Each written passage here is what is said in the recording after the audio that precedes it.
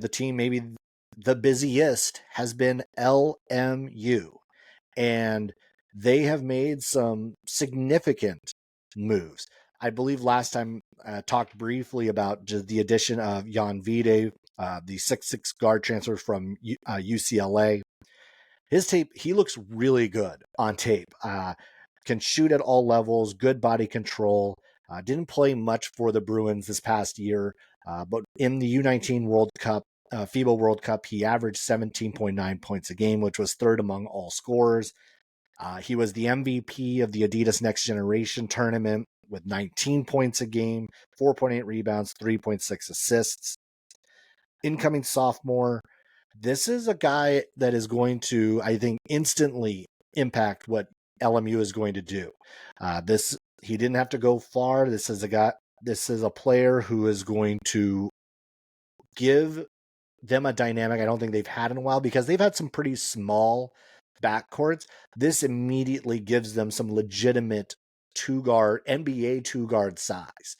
And I think this is a move that makes a ton of sense for the squad, and gives them a ball handler and a playmaker that they really haven't had in a long time. Because I think that was one of the critiques you could have made of LMU over the last X number of years, that they haven't had that point guard, not in a while anyway. And while he might be a little oversized as maybe being the point guard, as being a playmaker, he is going to be someone that they are going to be able to use immediately. And then just over the weekend, another big one that was named, MJ Amy Jr. will be joining the Lions as well, 6'2" guard from San Jose State. He has 1 year left of eligibility, but this is a guy who is going to light it up on the scoreboard. 15.7 points per game last year, 5.1 rebounds, 3.1 assists, 36% from three-point range. And this is a player who played in a league where he was tested a lot last year. And the Mountain West had 6 NCAA tournament teams. And against those teams in the 11 games where he played NCAA tournament squads, he averaged 18 points a game, shot 43% from the field, 37% from three. So just a tick above all of his season averages when he played against those squads. So you can see that he has the ability to rise to the occasion. He has the physicality that you'd want in this role. They immediately filled a backcourt in the last week and a half. So LMU is in a good spot right now. LMU's done a lot of work. They also added Matard Chope from he's transferred from Nebraska, 6'10" forward. Also another incoming sophomore from Senegal. He spent 2 years at the NBA Academy in Africa. Spent 1 year in the United States playing high school ball, 13 points, 13 rebound, average 11 double-doubles. Stan Johnson was quoted in saying, like, he noted his motor, his physicality, his athleticism. They need some size. This LMU team did try to go out and get that last year.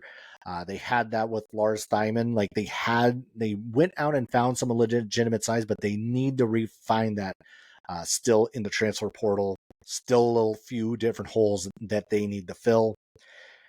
And the Lorenzo Romar recruitment train has already yielded immediate dividends, as they have two Pepperdine original commits who have now recommitted to LMU to follow Romar to LA. Jael Martin, 6'8" forward from Carlsbad. He was 24/7 Sports had him as like the 22nd best recruit in California. And then Marley Zeller, 6'5" guard, who was the Mount Hood Conference Player of the Year, led Central Catholic High School to a state title in Oregon, 15 points, 44% from three on the season. So immediately LMU is starting to really kind of like up their recruiting game, in which I think kind of saw that coming with Lorenzo Romar making the shift from Malibu to LA to join LMU. And